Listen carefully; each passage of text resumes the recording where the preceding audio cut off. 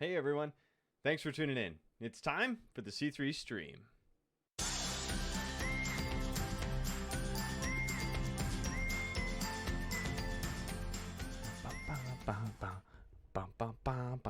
Hello everybody, glad to have you here tonight. Welcome to the C3 stream.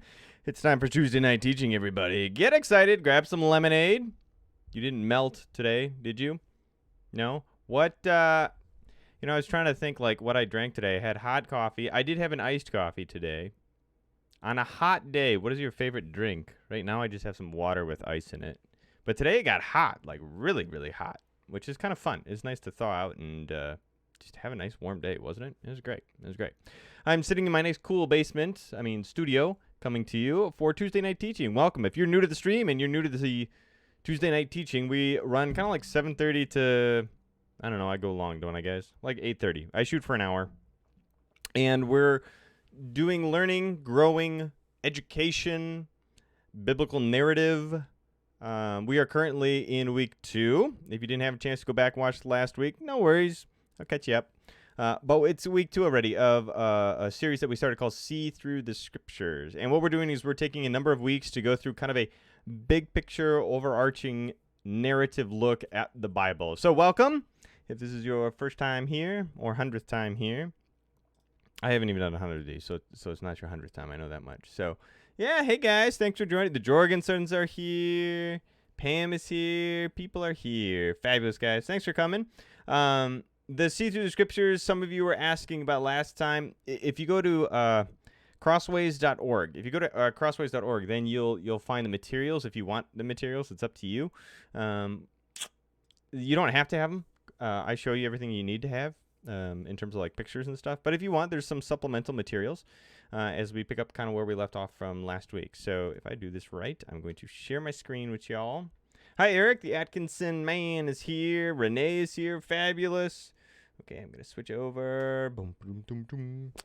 So, well, I guess before I do that, check it out. I made an intro. See if you guys like this. Getting us ready for See Through the Scriptures.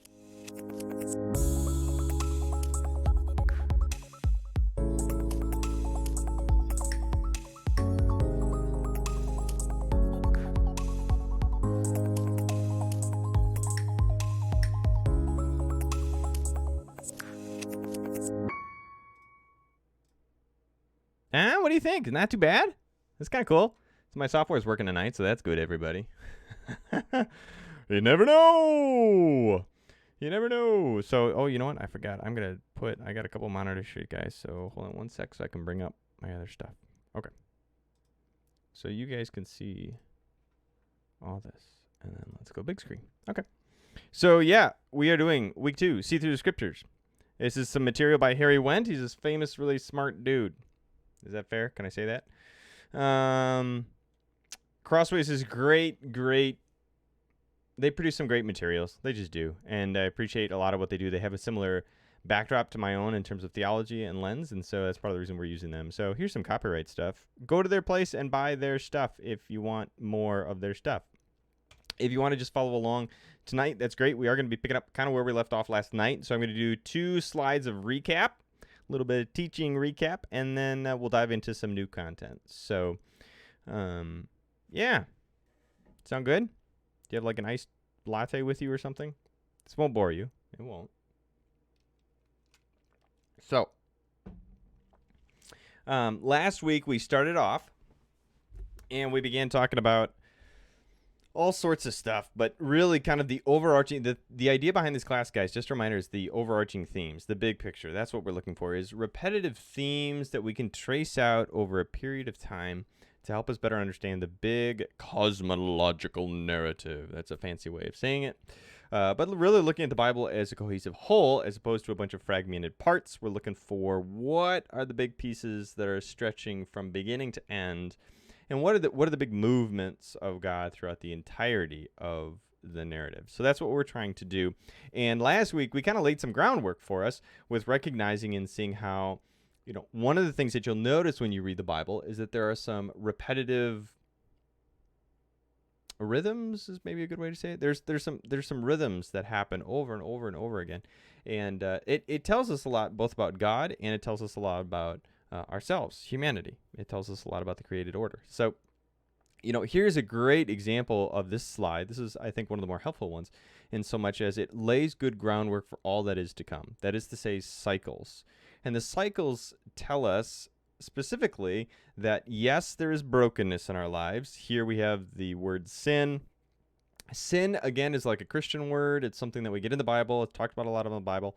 And the idea and the image that comes with sin is this inward curvature on ourselves. That's why you have that little circle that goes back. The arrow goes out, but then back to itself.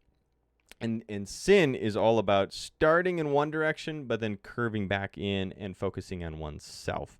Self-preservation, et cetera, et cetera, et cetera. So there is sin. It is a part of our world. And God's response to sin, of course, is judgment.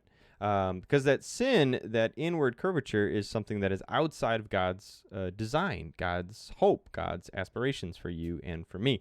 God himself is represented in that top left part where you see a circle and then 4 arrows going out. That's going to be our image for God. And God is other-oriented. He is concerned about other people. He is concerned about creation. He's concerned about not himself, but how to better serve, love, care for others. And that's what he hopes for us. Like that's what he wants for us, is that he hopes that when we rightly reflect his character, we are more readily concerned with the well-being of others than we are ourselves. Which, frankly, in today's world would go a long way, would it not? I think so. So, the reality is, though, that so often in our brokenness and in our pain, we tend to focus on ourselves and our own issues and our own dispositions, and God's response to that is judgment. And then, however, even alongside that judgment, there is an act of grace that always seems to characterize God's activity. That although God has discipline, if you will, there is always a measure of love and grace that is attached to it and alongside of it. And so that's some of the stuff we covered last week, is we see these cycles beginning to happen within the biblical narrative. Humanity focuses on itself instead of serving, loving, and giving to others. God tries to straighten that out and says, guys, you can't do that. Knock that off. And then provides the opportunity, even so, for new life, new opportunities, and redemption. So that's some of the stuff we covered last week, and this graphic tries to capture. And it really narrowed itself down. You can see that where the biblical story starts with, all of creation is good. Everything is good and jolly good. But that as time passes, sin grows exponentially. Okay, and that's why it's actually the inverted triangle is a really good image, because God's activity and God's focus becomes more and more specific as he narrows his ability to influence individuals down to an individual. He starts with trying to aspire to reconcile to all of creation. He still hopes for that and intends all of creation, but the vehicle and the tools that he used get more and more narrowly focused until it becomes focused on one specific person, and that is Abraham. The Abrahamic promise comes through. This is another image that we covered last week briefly towards the end, and that is, again, you have the image here of God in that top left-hand corner. God is going out to all people, and yet specifically you see God with an arrow directed towards an individual, a person, and that's Abraham. That's supposed to represent how God chose Abraham, for lack of a better way of saying it. I mean, he just did. He chose Abraham. And he comes to Abraham, and he says, Abraham, I got big things in store for you. I got big things in store for this world, and you are going to be the vehicle through which I exercise my plan purposes, okay? And Abraham's a fascinating character. We didn't talk about this much, but in the major world religions, in multiple, Abraham is a key figure. So more specifically, in Christianity, he's huge, really big in Christianity. In Judaism, of course, because at this point in time, Judaism and Christianity overlap, okay? They're sharing the same faith heritage. And then also, in fact, with, oh my gosh, I just blanked, the crescent moon, Islam. Within the context of the Islamic faith as well, Abraham is a really significant figure because the question and the divide between the Jewish people and the Islamic faith has to do with who does God favor coming after Abraham. Abraham has children, one of whom is with his wife's maidservant. Hagar's maidservant has a wife, has a baby, and Ishmael. And God, according to the Jewish scriptures, which we Christians adhere to, God says, "What are you doing? You're trying to take matters into your own hand. Abraham, I told you were going to have a baby with your wife, Sarah. Even though she's old, you're a senior citizen, she's a senior citizen. I, through my supernatural ways, are going to make a child possible in your marriage to Sarah, not trying to take things into your own hands and have a baby with Hagar, your wife's maid."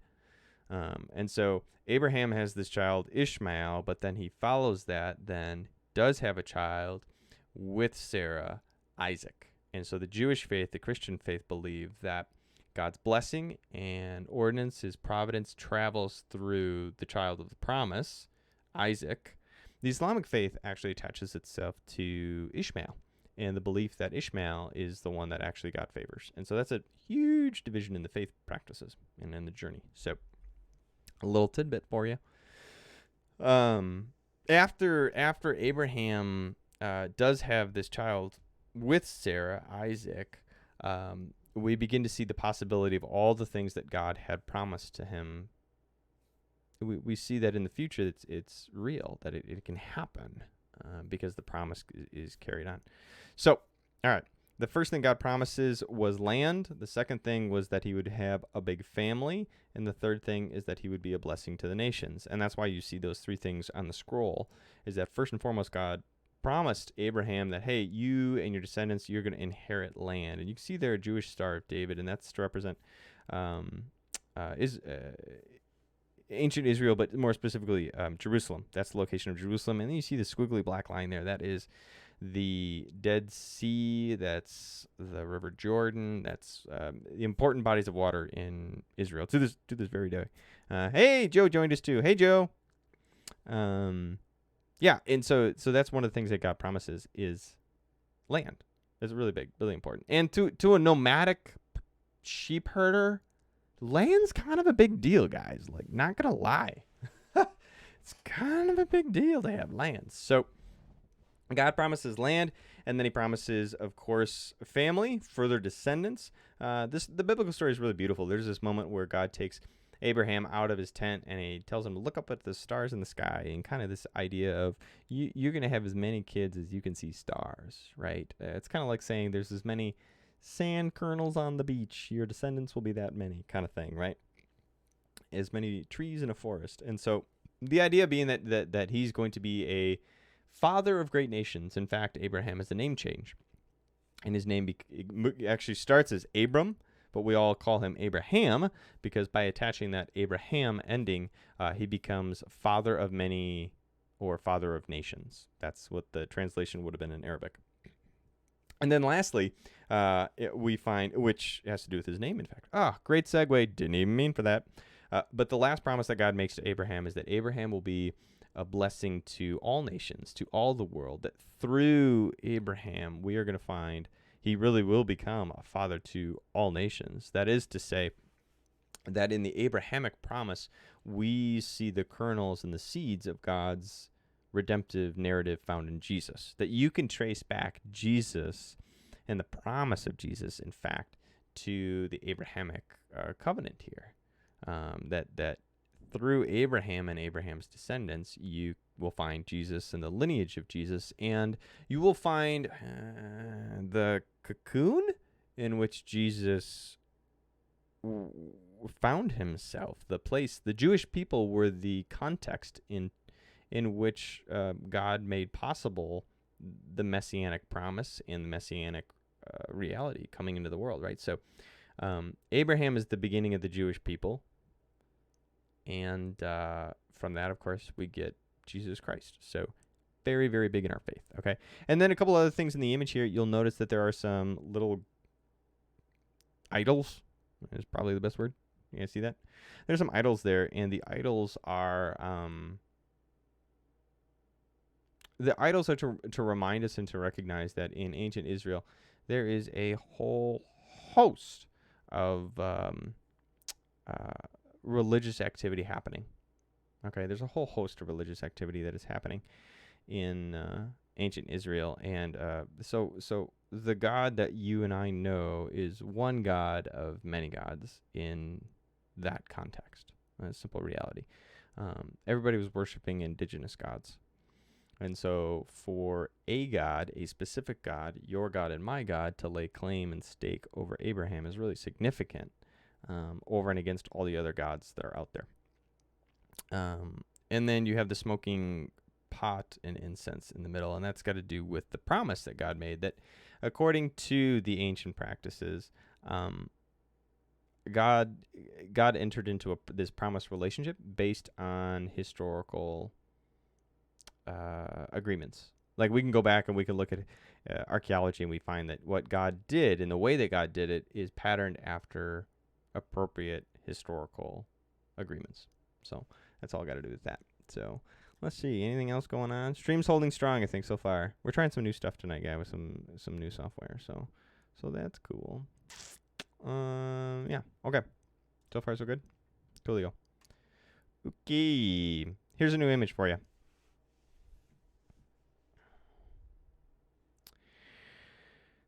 After Abraham, we have a transition take place.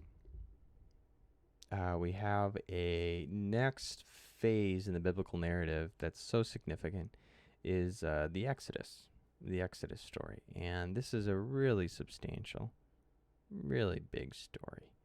The Exodus and the role of the Exodus in the rest of the narrative is monumentous. This too reverberates all the way forward to the life, death, and resurrection of Jesus. So what's up with the Exodus? What is the Exodus? Why do we have that fancy word, right? I mean, it is a fancy word, Exodus, that we don't use a lot in a lot of other kind of contexts, if you will. Like you don't really talk about like, hey, there was an Exodus from whatever. So what's the Exodus? Here's what the Exodus is. The Exodus is the story of Moses. It's Charlton Heston. Anybody know that reference? Charlton Heston? 10 Commandments?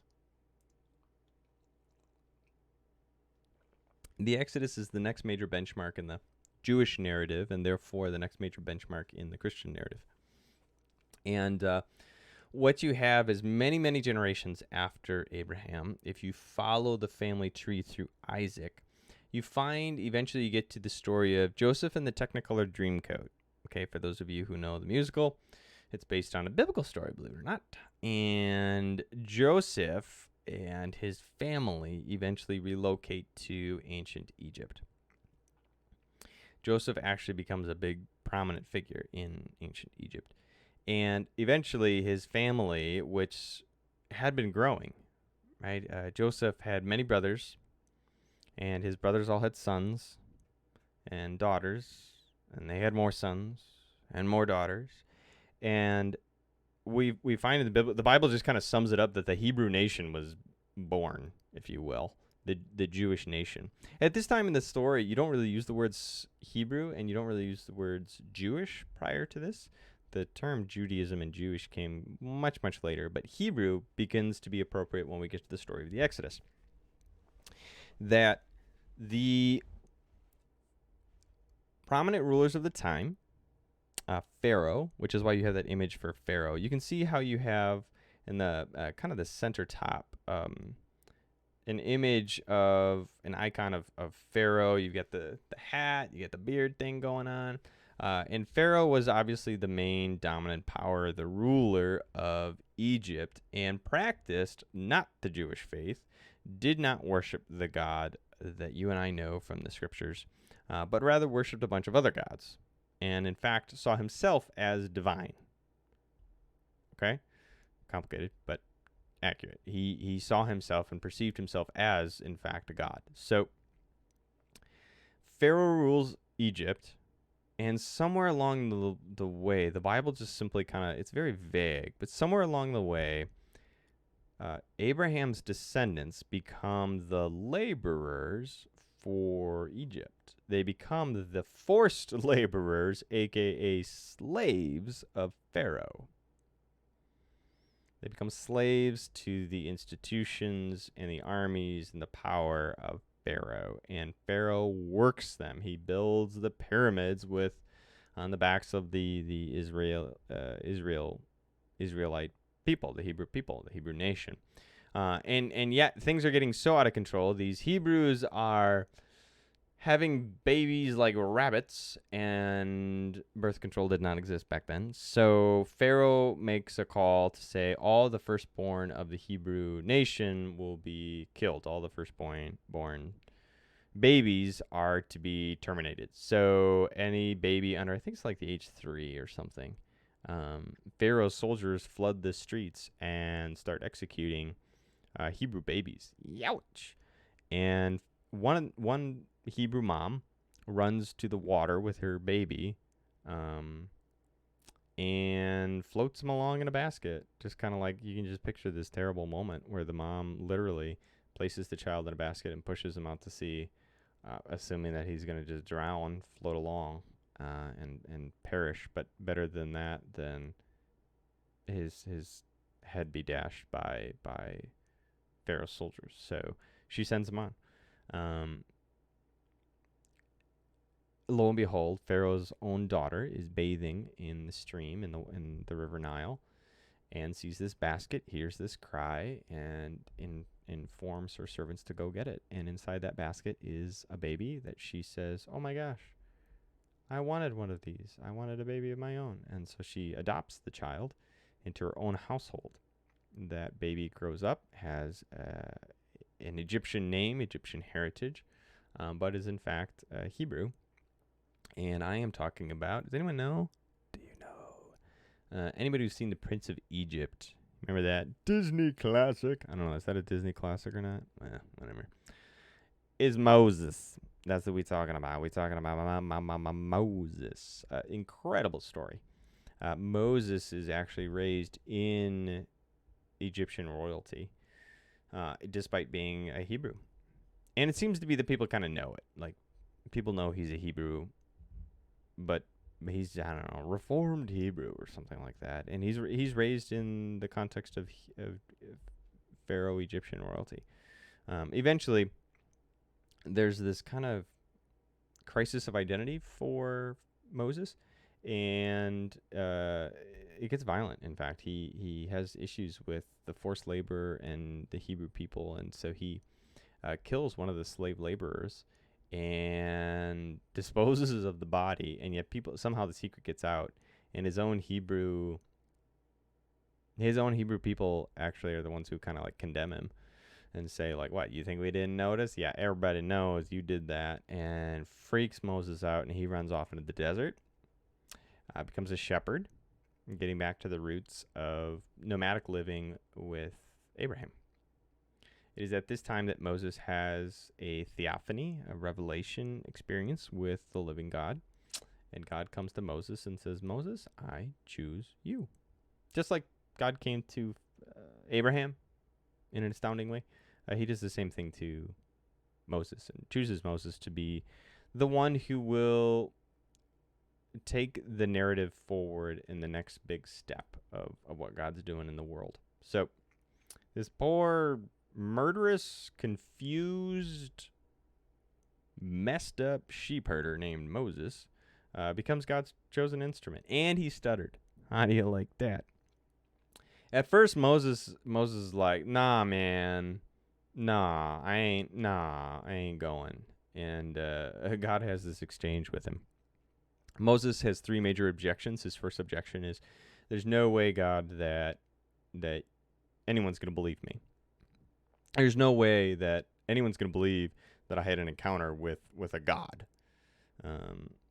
And so who are you? What do I tell people? How's this all going to work? And God says, well, let me give you my name, and I will do signs and wonders for you to convince people. I'll show people my divine touch on your life in signs and wonders.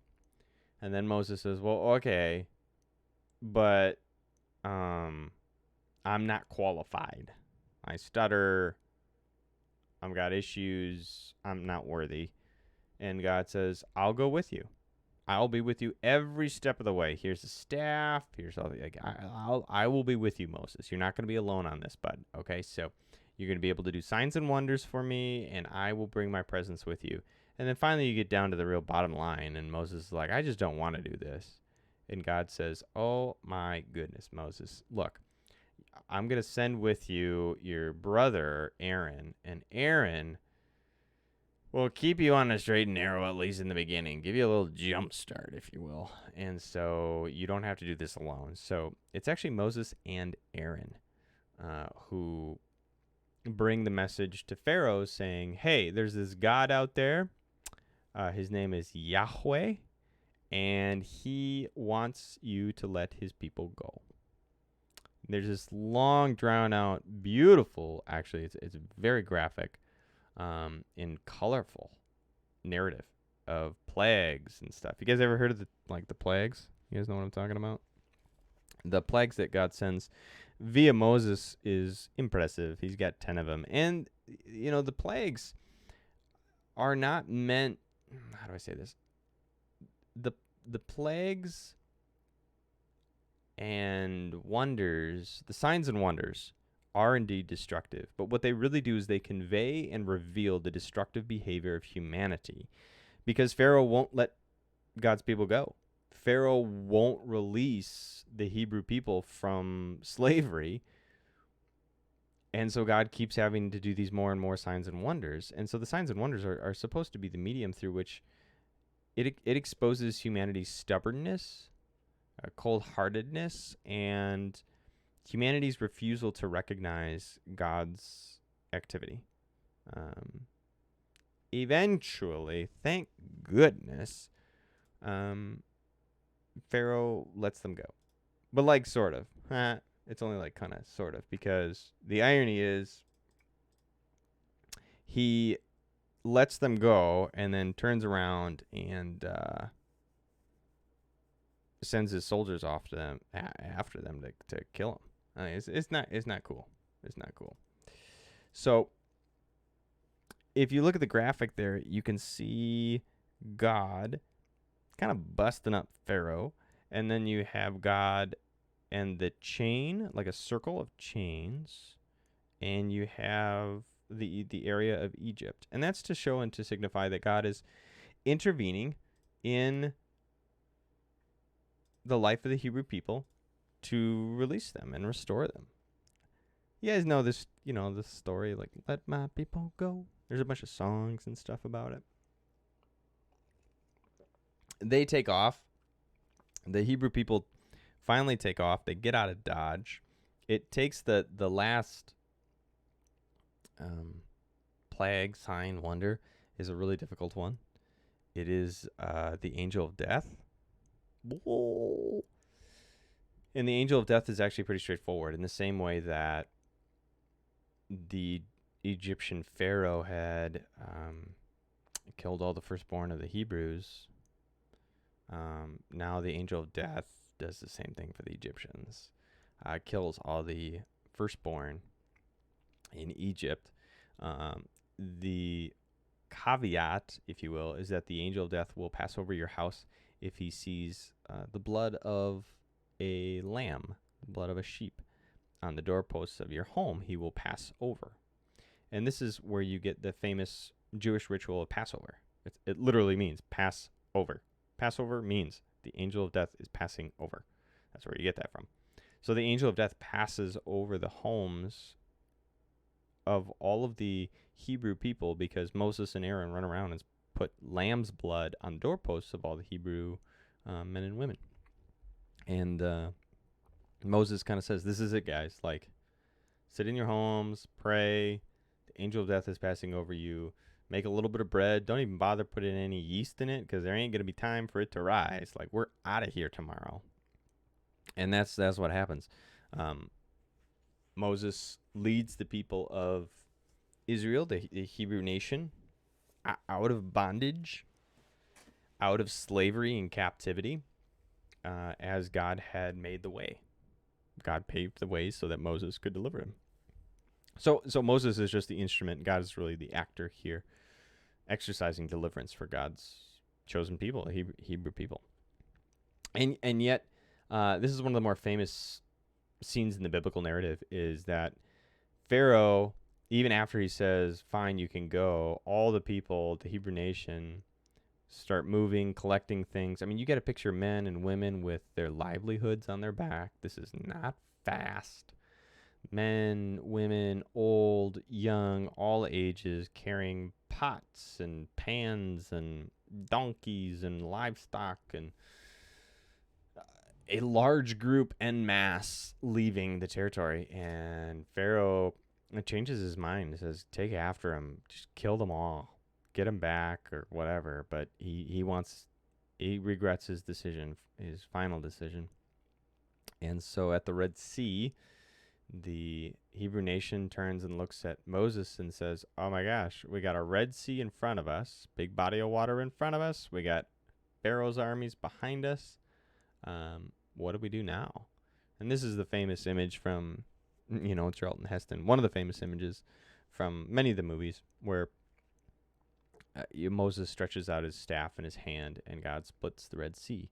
And so even in the image, you can see there an arrow leaving and going through what I believe is water. You can see kind of the water is splitting and parting, if you will. And God's people walk through on dry land. God's people walk through the Red Sea without getting wet.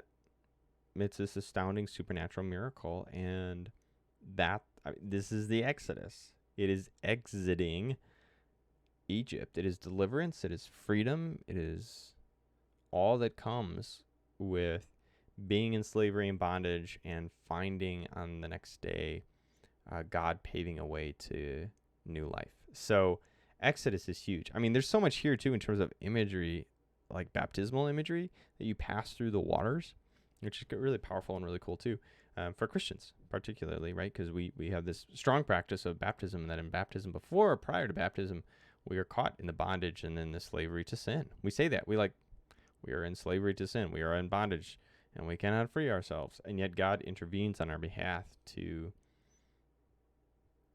allow us an exodus from sin, pain, and hurt into a new life. So that is the Exodus, and it is absolutely massive in relation to the Christian history and the Jewish nation as a whole. Coming out of the Exodus and really tied into it, really a part of it, is as the arrow goes down, the people flee Egypt, and they go into the Arabian Peninsula there, little down and over. Everybody debates, scholars debate where they wandered, but this is sometimes referred to as the wilderness wanderings, or the wandering in the wilderness. And they go down even farther, some say they only went that far. It's a really nasty desert, arid, dry, empty land. And it's not easy living. Like, it's not a good time for the Jewish people. They come out of bondage and they go straight into this really difficult situation. And that's where you have people second-guessing Moses, some people second-guessing God and saying, God, are you kidding me? You brought us out here just to die. It was better back in Egypt. And Moses is like, you guys, for reals. This is where you have manna. This is where you have God literally providing daily bread. Water. Moses splits a rock and water comes out. I mean, there's all these miracles that happen during the wilderness wanderings, as the people leave behind their old life and have to discover what it means to be God's people now. Bear in mind that the Hebrew people did not worship God prior to this. They did not. They had lost who God was. They did not worship him. That's why those idols are there. The Hebrew people were just as much worshiping idols as any other god. And like the God that would have been handed down to them according to legend from Abraham. That Yahweh's name had not been yet introduced to the Hebrew people. Long ago, Yahweh had come to Abraham, and we see from there in his lineage faithfulness stemming along the family lines, but God gets lost in history to the Hebrew people, and the Hebrew people would have been worshiping all sorts of nasty, disturbing stuff. And so when Moses shows up, that's one of the reasons he's got to bear God's name to the people. And part of the reason why he has to do all these miracles and wonders is not only to convince Pharaoh, but to convince the Jewish people, the Hebrew people, that God is real, God exists, and God has a plan and purposes. That's why you get the image there of the little shepherd's crook, the staff, and the snake. One of the miracles that Moses does in confronting Pharaoh is Pharaoh has a bunch of magicians and priests of his own, and Pharaoh puts his staff down. Actually, Aaron does, his brother, and his staff turns into a giant snake. And the magicians and the priests they're like, that's no big deal. And they put their staffs down, and they turn into snakes somehow. And the cool thing is, Aaron's staff eats their staffs. Yeah, it's cool. It's cool because of how symbolic it is, right? I mean, it's trying to tell us the way in which God really is God. And he is Lord and God in a way that other gods cannot match. Despite these other gods that we create or worship, God is the one true God. And so all other gods, gods being whatever it is that we worship, money, sex, images and ideals. I mean, gods can be anything that you choose to worship. And in this case, they had created idols, like physical statues and things like that they worshipped. And God is like, nah, man, I'm the real God. So his snake ate the other snakes. Yeah. Okay, off track. The Hebrew people, though, are leaving behind what they knew and forming a brand new, complete identity. And part of that identity formation had to do with how they found their way to a place called Mount Sinai, not Horeb, also known as. And this is the moment where God gives them the 10 Commandments and makes a bunch of promises to them and asks for a bunch of promises in return. He enters into a covenant relationship. That term covenant becomes really strong at this point in the narrative. And huge moving forward. So we're going to talk about that in just one moment, but bear with me.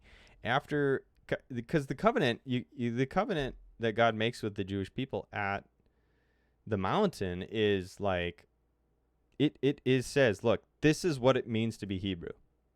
This is Hebrew life from now on. This is the moment where we get the 613 laws that comprise what it defines being Jewish. You follow these 613 laws, and this is what it means to be Jewish. The 10 Commandments are part of those 613 laws. Okay. This is our culture. These are our values. This is what we do. This is who we are. We are forming a community, a nation, a theocracy, a theological government, a way to rule and govern ourselves. This is really a nation state being formed and dependent upon God. And so this is just huge as well. That's why, again, this is kind of tied to the Exodus. It's all kind of clumped in the big thing. The Exodus is where God both brings deliverance, but deliverance into and for something. That is to say, deliverance into becoming God's people and God's nation. And so eventually they wander around in the wilderness trying to figure out what it means to be Jewish and defining all these things, and find their way back to the promised land that their ancestor Abraham had been promised. And so they cross through the Jordan, once again, kind of a birthing, a baptismal experience as the waters do part. It's another story in the Bible where the waters literally part. And just as they walked out of slavery and bondage in Egypt, the Hebrew nation walks on dry land over the River Jordan, through the River Jordan into the Promised Land, into ancient Israel. And so it's a really cool bookend kind of thing. Again, picking up on that baptismal imagery. Let's talk a little bit more, though, about... there we go. Let's talk a little bit more about this. How you guys doing? You guys got any questions? I'm just talking. Hey, John Harrell's here. Hey, bud. Any big questions that you guys have right now? Is my commenting not working right again? I'm trying to get another screen, guys, so I don't have to keep popping in and out. So I don't see you guys have any comments. Okay, if you guys got comments, like, throw 'em my way. I'm trying to stream at the same time as holding. I'm literally pushing a stream and watching 2 streams, and it's all a little weird, but it works. So, all right, let's talk about the next one. This is really fascinating stuff, too. This next piece is really really, really interesting, guys, because here we find an image that conveys and captures a historical, like, we know that this is how things used to work. The Hittites used this, the Suzerains used this. This is an agreement layout. It's a map of how in the ancient world, a king or an emperor would make an agreement in relationship and establish a relationship with a vassal state. Okay, you guys know those terms? Vassal? Like the more powerful entity would lay out in clear detail their relationship to a vassal that would swear allegiance and obedience to that greater, more powerful state. And that's what happens here. That's what this actually is. People don't realize that's what's in the Bible. So basically, God, again, in that upper left-hand corner, you see that image of the circle with the 4 arrows. God is making a promise to the people of the Hebrew people, the Israelite people, and in doing so, also establishing this is what it means. Let me put it to you like this. It's better 1, 2, 3, 4, 5, 6, 6. That's easier. I should just talk you through that. So God is making and establishing not only how they relate to God, but intrinsically, by understanding how you relate to God, you must understand and apply how you relate to your neighbor. That's why there's 2 images there. That for you and for me, the way in which we love God, the way in which we honor God, the way in which we embody and reflect God is by not focusing on ourselves or even on God, but on our neighbor. Surprise, surprise. God doesn't need your good works. God doesn't need your generosity. God doesn't need your devotion. God doesn't need you to wash his feet. God wants you to see that your neighbor needs those things. and that your neighbor needs your generosity. Your neighbor needs your love and tender care. Your neighbor needs your service and devotion. And so that's the beautiful thing. By loving God, you do that through love of neighbor. That's why God lays out the rules and regulations the way he does. That's why God says, look, I love you. And if you want to love me, this is how to do it, by loving other people. Because God, again, the 4 arrows going out, that's what God does. God doesn't ask you to love him in return in a way that makes his life better. He's God. He doesn't need anything. But he wants and desires that you would reflect his character. And he wants and desires that all people would be blessed and good and restored and healed the way that he always intended, right? And so you become the vehicle by which God's love and character is made manifest in the world. God heals the world through people, through you, through me. So that's what's being outlined when we get to the whole 10 Commandments, really. So 1, 2, 3, 4, 5, 6. If you go actually into the actual scriptures itself and you read the way this reads, it reads as a Hittite Suzerain covenant. And first off, he says, like, I am the Lord your God, number 1. I am God, and I am your God. It's kind of like saying, I am your emperor. Let me introduce myself with all of my titles. And that's exactly what God does. He introduces himself with his titles. God. Resume, God. Almighty, all-knowing, all-powerful, all-good and loving, creator. And so God establishes himself and then qualifies and really does give you his resume. That's what's kind of funny about this. So in the olden days, if you were an emperor, you would say, I am the emperor so-and-so. And then you would go on to list all of your amazing accomplishments, bragging about how awesome you are. Because you're establishing that you're the more powerful entity in the relationship. And ironically, that's what God does too. It's kind of funny. And like in some regards, it's pretty funny. Number 2 is saying, look, I am the Lord your God who delivered you out of Egypt, who defeated Pharaoh, who parted the Red Sea. I am God, and I'm proving it to you by all of the actions that I have just spent all of this time doing for your well-being. And so God goes on to describe all of the amazing, wondrous deliverance that he has provided for them. And then only after God has established who he is and reminded the people of what kind of God he is, what kind of actions he's taken on their behalf already, does he then say the 10 Commandments and following. Okay, so that's when you get the 10 Commandments, number 3. In the Big Ten, it's the Big Ten. There's 613 laws that form what it means to be Jewish in the Jewish community at this time, but there's the Big Ten that are like the overarching ones, okay? And then as soon as after he gives the 10 Commandments, he follows this up by saying, look, you need to teach this to your children. You got to write this down. That's why you got an image of like little kids and a family and scrolls. God says, look, this is your legacy. Our relationship and what it means to be God's people has to be forwarded on to the next generation. This just doesn't stop with you. This is something that will be passed on from generation to generation. The deeds that I have done, the wonders I have accomplished, and so forth, you are to pass on to your children's. Number 5, normally this would be the place where you have witnesses in the ancient world practice. If you had somebody famous there with you as you're creating this vassal-emperor relationship, they would be bearing witness, and you would name them as the witness if they're a famous person or a third party. It's kind of like, getting it notarized and saying like, yeah, for real, like, this is the witness, signed and sealed. Yes, I saw this. And since it's hard for God to have a witness, God calls upon all of creation. He says the stones, the rocks, the trees, the mountain, the streams, all of creation will serve as my witness to this covenant relationship that we are in.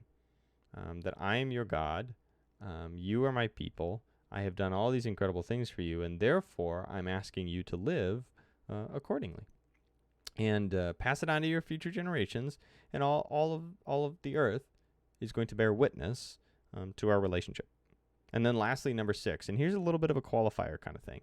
Up until now, it's been just pretty much straight grace, to be honest. We'll talk a little about that in just a moment. But he says, look, if you embrace this, if you like live and do and are who I hope you can be, I know you can be them. It's a question of whether or not you're going to live into this whole covenant relationship thing. Then things will go well with you. If you do this, things will go well. I'm going to give you that land. But if you abuse this, if you ignore this, if you deny this, I'm going to take the land away. I'm going to kick you out. It's kind of like I gave my daughter a toy. Okay, I gave my Annalise a toy. And when I give her a toy, I hope she's going to love it. I hope she's going to enjoy it. I hope she's going to find satisfaction in it. I hope she's just going to just melt in it. It's just a free gift of love and kindness that I give her a toy, right? And if she uses that toy to beat her baby sister, you better believe I'm taking the toy away. Ain't no more toy. That's not how that works. And God's kind of got a similar thing going on here. He says, look, I am your God. I love you. I got all these things that I hope and aspire and dream for you guys. And I'm going to give you this land to live in and to make your own. But if you don't behave in such a way that honors our relationship, like, I'm taking the toy away, man. I'm taking the good stuff away so that you learn your lesson. And as we'll see, that's exactly what all the next phase is about. But we're not there yet. Let me kind of conclude. Tonight, we just needed to cover the Exodus because it's that big. It's that huge. Okay, it's that big. This is a really good graphic because if you see here, there's 2 big boxes. There's the one up above that says because, and then on the bottom you get therefore. On the top one, because, and on the left-hand side, you'll notice this is the graphic that we just talked through about the Exodus. On the right-hand side, you'll see another graphic, and this is overtly Christian. When you look at that as a Christian person, you'll probably notice some things that make you think Christian, and you'll see a kneeling figure with a crown, and that is a representation of Jesus in the way in which Jesus came to serve. As a king, he served you and me and others. And the greatest way in which he served us was by offering up his life for us on the cross. And the cross is actually a coronation. The cross is his throne, if you will. And that in the same way that God delivered ancient Israel, so also Jesus delivers us from slavery and oppression and the chains of death. That's why you got a little tomb there. He delivers us from death to life in the Spirit, life according to his rule, reign, purpose, and authority, heaven. That's why you got a dove. Dove is an image historically of the Holy Spirit. And so it's drawing a parallel to say, look, the original Exodus with Moses is a foreshadowing of God's ultimate desire and design to do that for all humanity in the person of Jesus. That's why baptism imagery is really good with the Red Sea and moving through the waters, is because that when we get to the time and the point of Jesus, we find the same thing, that Jesus offers and brings deliverance. And just as with God, it's not like the Hebrew people were faithful to God before he acted. It's not like they didn't even have the 10 Commandments. They didn't have the 600. They didn't have a Jewish identity of what it meant to be faithful to God. They were off worshiping idols and squalling and squandering and having a horrible life existence in slavery and in bondage. And God had pity upon them and intervened and rescued them. Right? And so it's not like they deserved to be rescued. It's not like they did good works or good deeds that earned God's favor or tried to get his stamp of approval and then God rescued them. It's not that they were faithful, good Jewish boys and girls. No. God, because of who God is, looked at them and said, I will deliver you. He had compassion and pity because God's character is one of self-sacrifice and love and kindness, generosity, hospitality. I mean, all those things that you hear us preach and teach all the time. Why? Because this is where we get it, from the Bible. And in the same way that we see that in the Exodus story, we see that same God and character in the person of Jesus. When people always say, like, the God of the Old Testament, isn't he mean and cranky? It's like, you don't get it, do you? Read your Bibles. God is gracious and good and kind and delivers the Hebrew people when they're in bondage to sin, as they both are perpetrators and victims of a broken world. God intervenes. So cool. That's what God does. And then, therefore, as a result, because of what God has done, he says, look, because of what I've done for you, would you please live like this in a similar way, putting others first, serving, caring in kindness and in love and humility? That's why you get therefore, the bottom box, you get the two people kneeling to each other and the circle of, I guess those are supposed to be like heads, if you will. It sounds kind of creepy. But the image is community. That God's people form a new family community in which covenant relationship, we serve one another with humility, we serve one another with kindness in the same way that God first served, loved, and delivered us.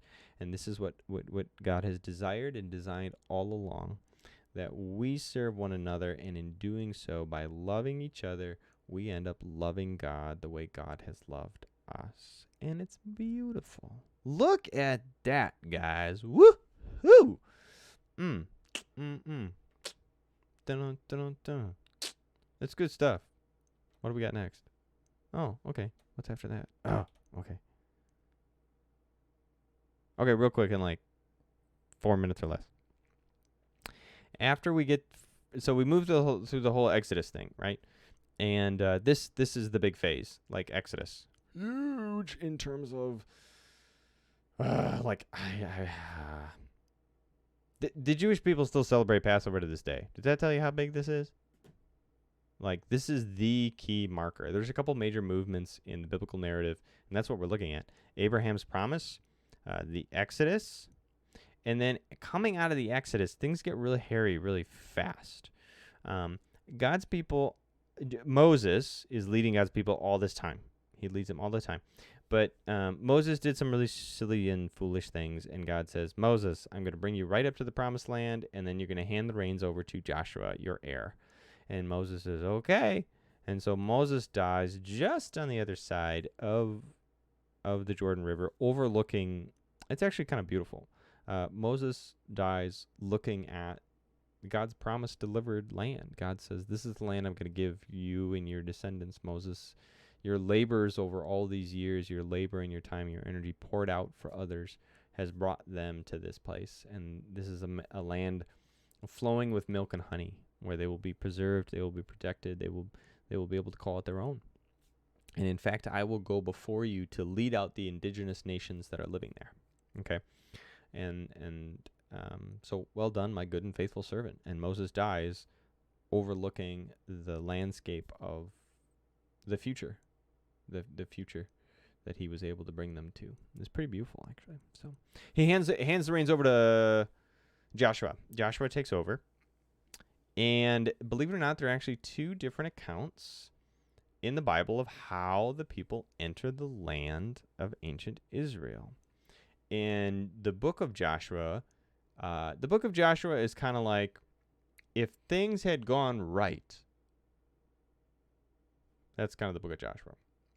Like the book of Joshua is the patriotic song of rah, rah, rah, ancient Israel, ancient Hebrew people. If everything would have gone according to plan and right, Joshua. And we get other accounts in the Bible from other Jewish texts that seem to suggest some points of tension with what transpired. But according to Joshua, the people come through and God goes before them, and there's like victorious battle after battle where the Hebrew people who have no training, no background in warfare of any kind, they're a bunch of slaves and the sons and daughters of slaves. They actually have victorious battle after battle after battle in the book of Joshua and take over ancient Israel. That's what you see here. You see them crossing the Jordan River, and then they have all these incredible moments where they defeat all of the indigenous people. And it's really big and important to recognize that defeating the indigenous people is more than just simply kicking people out of their homes so that you can take them as your own. It's not quite what's going on here, okay? Though there's validity to that, too. That also did happen. I'm not denying that. But there's a bigger narrative going on here. These indigenous people would have had their own indigenous gods, fertility gods. This is more than simply a war between people. This is a war for culture and values and faith. Because, as we'll see, if you're able to genuinely clear out the indigenous people, the Hebrew people then could establish their theocracy, their nation state, under their principles, their culture, their rules, their values, their faith and theology. And you can kind of draw the lines around this is what it means to be Jewish and live in a Jewish nation state. However, the contrary texts that we find in its Chronicles suggest that there's some intermarrying that goes on. That the Jewish people come and they do some fighting and they win some big battles. All of this is good. But that they also kind of lose some battles and in turn just think like, yeah, it's easier just to intermarry. Like let's just live among the indigenous people. And the problem with living among the indigenous people is you're not going to convert them to Judaism. They're going to continue to live and practice and behave with their historical value sets and religious practices that are at odds with yours as a Jewish person. And what happens is the Jewish people start to cave and give into the practices, behaviors, and influences of the indigenous Philistine people. The Jewish people who have a history of worshiping other gods start worshiping other gods again, despite being Jewish. Oh, We'll talk about more of that in the coming weeks. We'll talk about that a little bit here. Here you can see this is where the big tension and the next big phase of the Jewish narrative is the book of Judges, and then eventually in 1st and 2nd Chronicles and 1st and 2nd Kings. So the next big phase has to do with the Exodus has happened. They have relocated to the Promised Land. What happens next? Oh, things get messy. Oh, real bad, real fast. Because there is a war that happens, a war that goes on for faith in the lives of the Jewish people, God's own people, as they have these tensions with indigenous faith and indigenous practices. We'll talk about that more next week, y'all. It's already 8:30. Whoops, it's already 8:30, guys. So time flies when you're having fun. Were you guys all pretty quiet? I don't see a lot of comments, so you guys all must be. Oh, here we go. We got one. Thank you, Greg. Always been fascinated with the fact that the tribulation completed 2 weeks. Yeah, 40 years.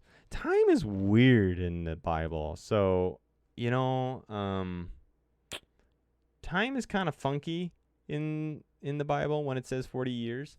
At that time they didn't have a it's not like they had an international calendar the way we do now. And yet, make no mistake, a big chunk of time transpired. 40 years is a long time, and the Bible is being clear that, yeah, a long time happened, enough for a generation to die off. And so God could have, the idea here is that, yeah, we could have gone and had this nation state be established, and then, could have gone straight to the Promised Land, but some really bad stuff happens in the wilderness wanderings, guys, that we kind of skipped over. The whole golden calf thing, for those of you who know what that is, the golden calf is not exactly on the highlight reel of God's faithful people. Woo! And that really makes God mad. Don't blame him. And God says that the entire generation that God delivers from Egypt, he actually says, I'm going to give the Promised Land to your children, and that you're going to die off. And so that's what happens. So we know time transpired. There was a long time that transpired. But some of it seems to be God's suggestion that God stalled them out some to kind of test faith and to help them understand what it meant to follow him, to depend upon God for your daily bread. I think there's something to be said profoundly about what it means to depend upon God and to trust God, right? I think we're all, as Christian people, on that journey of trying to figure out and understand what that means and looks like in a large part. So no different from the ancient Jewish people as they tried to understand what does it mean to depend upon and rely upon God for deliverance, and to practice that faith relationship. We know he's delivered us in the past. Will he deliver us today? Will he provide for us today? Isn't that what we always ask? Don't we ask that today of ourselves? The same questions that the Jewish people, the same broken, sinful nature that we see in them. I don't know about you, but I see it in me. As I ask the question of God's provision, God's protection, God's deliverance, and then I have to have the, I don't know what, stubbornness? I don't want to say stubbornness. The tenacity. And most of all, it's God who continues to chase me rather than me chasing him. So he continues to intervene and bring me to Promised Land, despite myself. So I think that's some of what's going on here is that, yeah, a long time passes, but yeah, speak to the need for patience. Amen. We do. We need patience in terms of patience with ourselves and also patience around God's timetables. Not easy, especially today's world. Amen. Amen on that. Hey, look, a whole bunch of y'all joined. Hey, Amy's here. Cindy's here. Karen's here. Dan is here. Tina, thanks. I'm so glad you liked this. You're welcome. Thanks for joining us. Thanks for being a part of it, guys. It is time to wrap up. I'm going to go grab a lemonade and go sit outside and watch the sunset. Is it still out? I don't know if it's still out or not. I'll probably end up just going to bed in the next 10, 15 minutes. But even so, thanks for joining us tonight, guys. Thanks for being a part of the C3 stream. Couple last minute things. For those of you who, if you're new to this or you've been watching this, we also do this 7:30 a.m. We do Thursday morning meditation. Love it. It's a lot of fun. If put in the comments, do you guys like Thursday morning meditation? For those of you who have done it, give it a thumbs up for me or something, will you? Susan, you're welcome. Thank you. Thanks for joining tonight, guys. If you want, there we go. Joe gives a thumbs up. If you guys want, you can go to that crossways.org and you can order the supplemental materials. Entirely up to you. But we'll keep tracking on this. Brenda, thank you. Thanks for joining tonight. Thanks for being around. Thanks for checking it out, guys. As always, I got my plugs, my last minute plugs that I got plugged. So there you go. Oh, that doesn't help you much now, does it? Let's try that again. A lot of stuff going on, but you guys already know all that. A lot of good stuff that we keep doing. I mean, I think the hope is those of you who know, who are part of the, Greg says, thumbs up on Thursday. Swell. Brenda, Thursday. You join us on Thursdays too? Awesome. I love it. Thanks, guys. For those of you who watched last Sunday, and for those of you who saw the email, we do have a moving forward plan that impacts our online community. I strongly encourage you to go to the website. You can find out more on what it looks like for Christ Church to move forward. But we are going to be starting a phasing plan back to the campus. We are going to continue to embrace, though, what it means to be online. It's not an either or. It is a both and. And so you guys seem to like this whole stream thing, this video podcast stuff, and it seems to be hitting a cool niche and being a lot of fun. I'm really enjoying it, too. I get to hang out with you guys, so thank you. So we're going to keep doing a lot of what we're doing already, but just a heads up, we are going to be phasing back to the building. You can find out more just by going to the website. As we have a three-part kind of a phase. It's a four-part phase, but we're already in phase 1. So we got some phasing plan coming up in the coming weeks. You guys will hear more about that from church. Check out the sermon series we're rocking right now. I'm preaching Giving is Good. That's one I get. Woohoo! I'm excited for that. Pastor Bob is up again with Stress is Bad, and there's a lot of stress in our world right now. So we got to learn how to deal with it, in a Christ-oriented way, in a God-honoring way. So ChristChurchMcCon.org. Join us for worship, 8 o'clock, 9 o'clock, 10:30. Invite someone, y'all. I'm serious. It's so easy to send somebody a link right now. It's so easy to join in and check out what's going on. So drop someone a link. Hey, if you think somebody would enjoy the stream, tag them in the comments and tell them to come join us next week as well. Tuesday night for teaching and Thursday morning for meditations. Oops, forgot my graphic. There it is. Yep. So join us. Tag somebody if you think they might enjoy it. Thanks for being here. Thanks for joining us tonight, guys. Thanks. It's always fun to hang out with you and teach you and grow with you. And hopefully you found this encouraging, edifying, and enlightening. So thanks for being a part of it. We'll see you Thursday morning, 7:30 in the a.m. God bless.